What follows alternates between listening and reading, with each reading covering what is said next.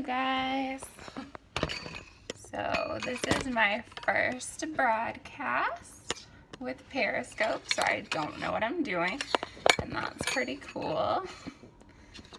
Let's see here if I can get my camera going. You guys mainly want to see what I'm cooking. So anyways, I've had family here all week and we ate all of the freezer food, so I wanted to cook something that would be easy to make for lunch since we don't have any food and I want to eat something healthy. So if you guys have not had an Instapot before, you really need to get it. Here it is. I got it on discount for I guess it would be for the like Black Friday deals, and it was only I think it was $100, but it's a pressure cooker and it can be a it can cook rice, it can cook oats, it can cook just about anything, and it has specialty settings for soup and for meat and for beans and chili, poultry. It literally can cook anything. There's even Facebook pages that are specifically set up for that. My little girl's gonna cry in the background probably, but anyways, it's really easy to use. So I'm gonna show you how to make turkey sweet potato chili. It's really easy. You also can make this in the crock pot, so if you have more time to do it, please do it that way too. But in the Instant Pot or any pressure cooker, you can make it within 30 minutes and it tastes just as good as it's been cooking all day. So I already just took some ground turkey and put it into the skillet, cooked it, browned it. I don't make it super brown because it's gonna cook for a little bit longer once it's in the pressure cooker. But I just make sure there's no pink in it. And I just put that into the pressure cooker on the bottom, get rid of that. I'll also put the recipe in the comments on my Facebook page. I also do pretty much just a bowl full of sweet potatoes. This makes it really hearty and delicious. You don't have to add sweet potatoes if you don't want to, but I think it adds a really good flavor to it. So I just put all of that in the pot as well. Also, let's see here so you can see the pot a little better. I do a can of black beans, just 1 can of them. I rinse them off before I put them in. And then I do 2 cans of kidney beans. Just throw it all into the pot. So 2 of those.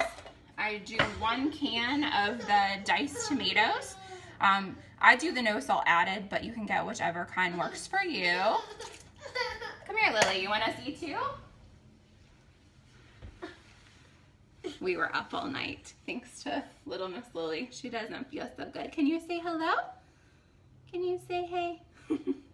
I also add a can of tomato sauce, any kind you want. Again, I do the no salt added. No need to add any more salt to this. I also make this pretty friendly to kids, so I don't put a lot of spices in it.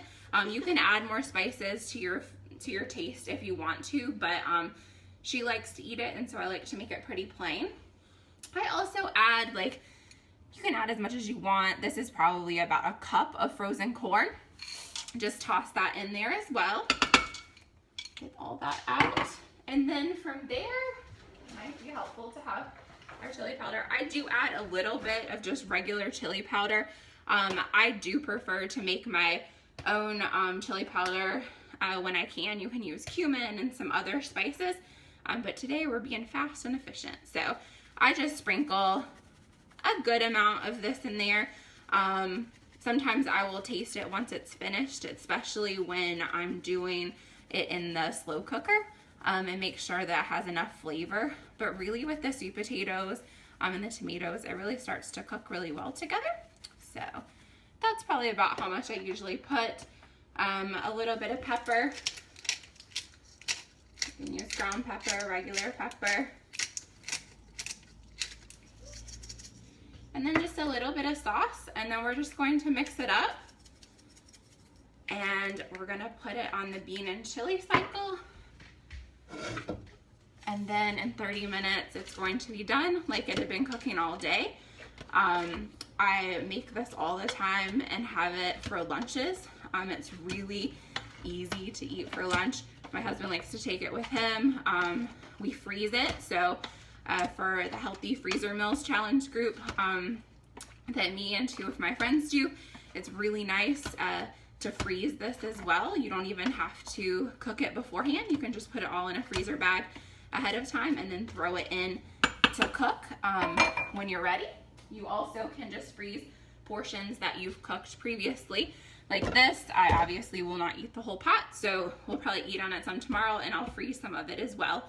It makes quite a bit. It is really hearty with the sweet potatoes, so you don't need to eat but so much of it.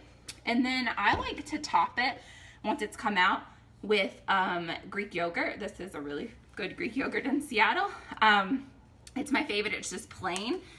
Instead of putting sour cream or cheese, this is a lot better option because it has protein in it. So I highly suggest putting a dab of this on it if you want to. It also is really good without it, but if you'd like to add something to it, it makes it kind of good in the end. But if you have picky kids, you could always put cheese on it as well. She obviously wants this.